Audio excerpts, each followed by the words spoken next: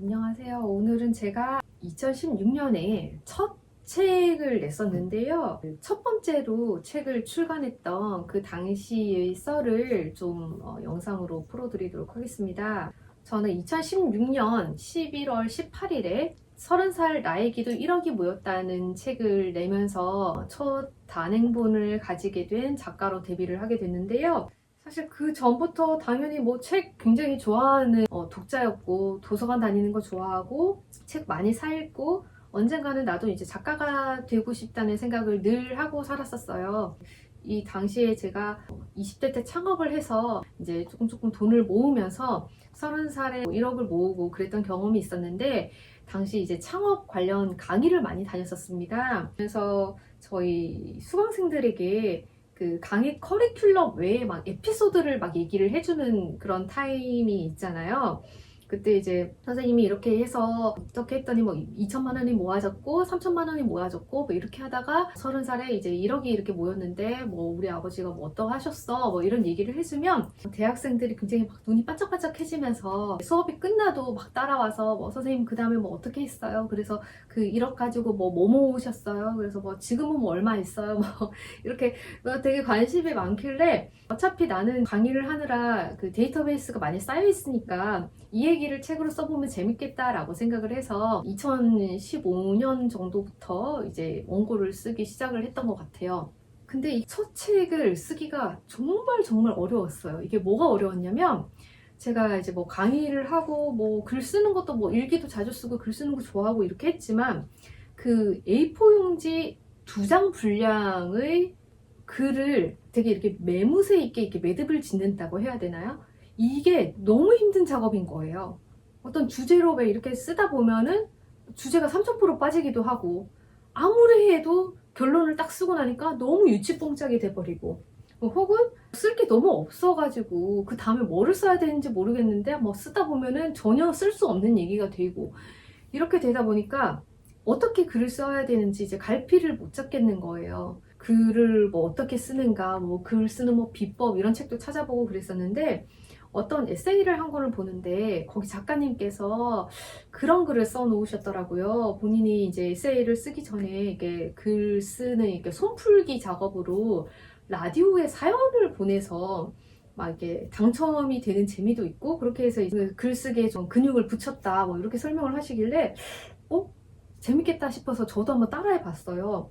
근데 이제 라디오에 그 매주 이렇게 뭐 주제를 준단 말이죠. 예를 들어서 뭐 첫사랑에 대한 뭐 얘기, 다음 주 주제는 뭐 홍콩에 관련된 뭐 얘기를 해주세요. 뭐 이런 주제를 주면 그거 가지고 제가 막 사연을 써봤어요. 근데 그 사연을 써서 라디오에서 이제 당첨이 되고 나니까 어떤 좋은 점이 있냐면은, 첫 번째는 제가 보낸 글이 그대로 나오지 않고 라디오 작가님들께서 한번 이렇게 윤색을 해 주십니다. 그러면 내가 썼던 이 문장을 이렇게 바꾸는구나 라는 그런 첨삭이 되고요.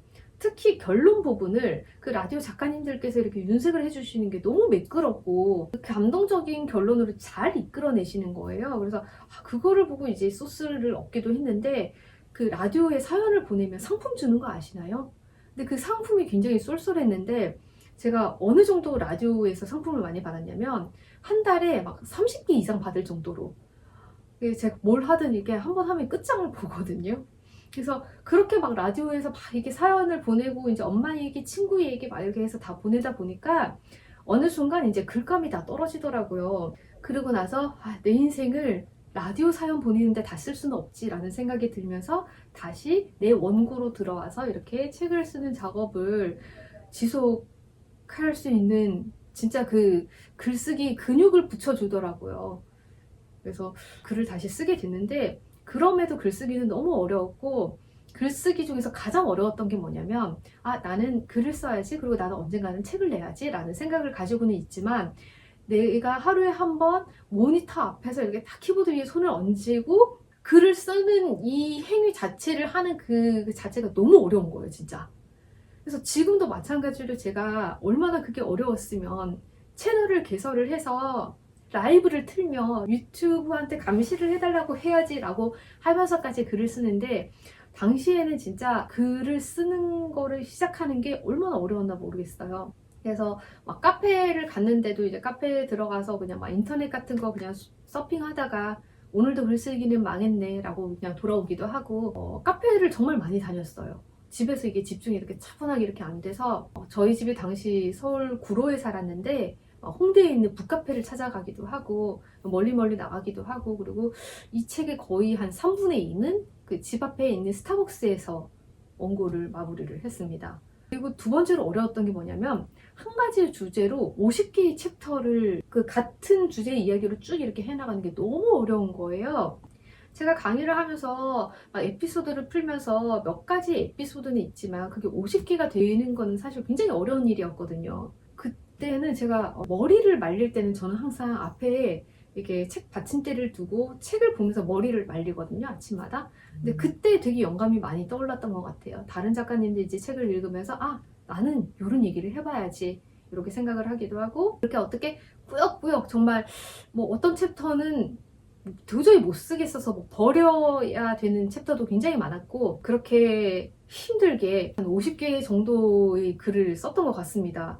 그러고 나서 일단은 출판사에 피칭을 했어요. 그때 제가 운이 좋았던 건지 지금이야 뭐 30살에 1억 뭐 이런 얘기 굉장히 많이 하시는데 그때 시기가 좋았던 건지 몇 군데 출판사에 피칭을 했는데 답변이 왔어요. 출간 관련해서 미팅을 한번 하자라고 해서 홍대에 있는 그 한 출판사로 갔는데, 편집자분께서 제 원고를 보고 이제 저를 부르신 거였고, 편집자님 위에 팀장님이 계시더라고요. 그래서 그분께서 저한테 이제 완곡한 거절을 하려고 이제 나오셨던가 보던데, 원고를 하나도 읽지도 않고 그냥 주제를 보고 주제만, 그리고 이게 저자의 인지도, 저는 완전 무명이니까 거절을 하시는데, 제가 거기서 느꼈던 것이 내가 이 많은 양의 원고를 굉장히 꼼꼼하게 디테일한 한 문장 한 문장을 다 다듬는 것보다는 전체적인 윤곽, 그리고 그 챕터의 주제, 사람들을 유혹할 만한 그런 소재들을 더 많이 던져 놓는 게 더 유리하겠다라는 생각이 들어서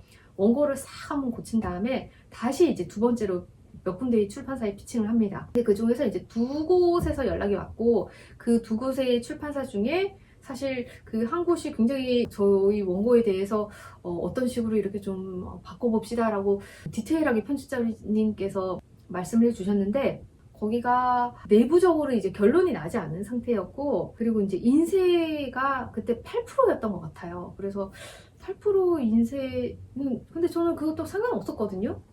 책만 나오기만 하면 첫 책이니까. 나머지 한 군데가 이제 청림출판이었는데, 여기도 이제 미팅을 하고 나서 한동안 말이 한마디도 없으셨어요. 그리고 내부적으로 다 승인을 받으시고, 그리고 계약서까지 거의 다 준비가 된 상태에서 저한테 저자님 이렇게 그냥 출간 계약을 합시다 라고 이렇게 연락이 와서 결국 청림출판이랑 계약을 맺었습니다. 제가 2016년 3월에 계약을 했고 2016년 11월에 책이 최종적으로 나왔어요. 근데 계약을 딱 하고 나서부터가 정말 힘들었어요. 왜냐면 제가 3번의 교정을 받는데 그때는 정말 완벽하게 글을 고쳐야지 이게 이제 활자로 찍혀서 나가는 거잖아요. 그때 제가 지금에 비해서도 너무너무 초짜였고 막 모르는 상태에서 이렇게 글을 썼기 때문에 당시 편집자님께서 굉장히 고생을 많이 해주셨어요. 제가 쓴 글을 싹 모아가지고 다시 분류를 다 하신 다음에 주제를 다시 딱딱 이렇게 1부, 2부, 3부, 4부 정하셔서 안에 있는 내용까지 저자님 그 마지막 단락은 이렇게 마무리를 해주셨으면 좋겠습니다. 저자님 여기는 연결 부위가 좀 미끄럽지 않네요. 뭔가 좀 더 추가해 주세요. 라는 이런 디테일한 부분까지 다 신경을 써주셔서 무사히 이렇게 책이 나오게 됐고, 마지막 제가 3교까지 교정을 다 보고 난 뒤에도 또 한 번만 더 수정해 달라고, 이미 그 거의 판 찍기 직전까지 다 이렇게 수정이 돼 있는 상태에서도 한 번만 더 수정해 주세요, 한 번 더 수정해 주세요. 그래서 막 괴롭혀 드린 다음에 책이 나왔는데, 근데 이걸 딱 받아들고 나니까 굉장히 크게 고쳐야 할 부분이 두 군데가 더 나오더라고요. 제가 처음으로 너무 감동적이었던 부분이, 저는 평생 서점을 다니고 온라인 서점에서 책을 구매하면서 책 정말 좋아했던 사람이었거든요. 근데 이 책이 11월 18일 날 나왔는데 11월 7일쯤에 제가 그냥 호기심에 예스24에 제 이름을 검색을 해봤더니 이거 딱 떠 있는 거예요. 되게 기분이 이상했어요.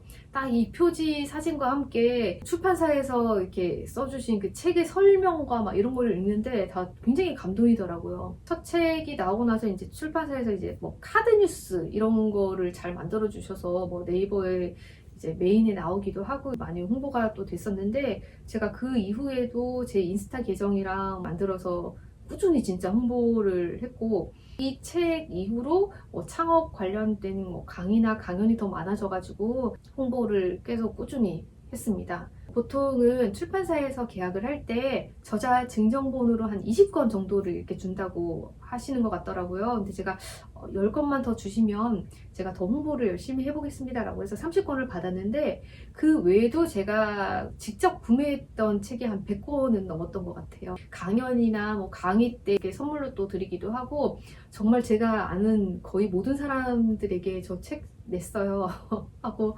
홍보를 했던 것 같은.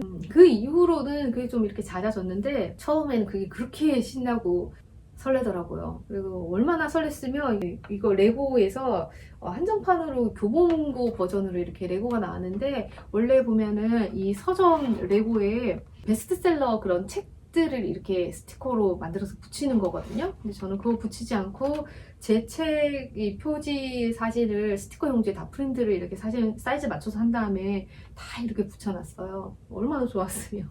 그리고 이제 첫 책이다 보니까 제가 책 쓰기 강의, 특강, 세미나, 컨설팅 이런 유혹에 흔들리게 됩니다. 근데 그런 곳에도 가서 이제 상담을 받아 보니까 금액이 굉장히 높더라고요. 몇백만 원에서 뭐 1000만 원이 넘어가는 곳도 있길래, 그 정도 금액이면 내가 자비 출판을 할 수도 있겠다라는 생각이 들어서, 그런 컨설팅을 받는 것보다 책 쓰기 비법에 대한 그런 책들이 많이 나와 있잖아요. 그래서 그 책을 좀 참고를 해서 책을 어떻게 내게 되었습니다. 굉장히 운이 좋게 책이 나왔고, 그 뒤에 이제 어떻게 찾아서 제 뭐 블로그에 이렇게 댓글을 남겨주시는 분도 계시고 메일을 주시는 분도 계셔서 지금까지도 너무 어색하고 쑥스럽고 이상하지만, 이 프로세스라는 게 한 번 하고 나니까 이제 뭔지 알겠더라고요. 처음에는 정말 아무것도 모르는 상태에서 했었는데, 한 번 딱 해보고 나니까 어떻게 이렇게 출판이 되는 거고 어떤 식으로 책을 쓰면 되겠다라는 그 감이 이제 오는데, 그 제가 굉장히 좋아하는 그 신인 선생님께서 조언을 해주시는 거예요. 너가 만약에 계속 작가로 활동을 하고 싶다면 두 번째 책을 15억이 모였다 뭐 이런 걸 쓰지 마 라고, 이렇게 한쪽으로 카테고리를 굳히지 말고 다양한 주제의 다양한 글을 써볼 것을 권하셔서, 사실 제가 그 조언을 듣고 두 번째 책의 출간 방향을 이 효도 주제로 붙였는데, 근데 첫 번째 책보다 더 쓰기 힘들었던 게 바로 이 두 번째 책이었어요. 얘는 쓰는데 8년이 걸렸습니다. 진짜로 처음 쓰기 시작한 게 이제 2017년부터였는데 2024년에 나왔거든요. 그래서 첫 번째 책보다 어려웠던 두 번째 책 출간 썰은 다음 편에 이어서 계속 해보도록 하겠습니다. 그러면 오늘은 여기까지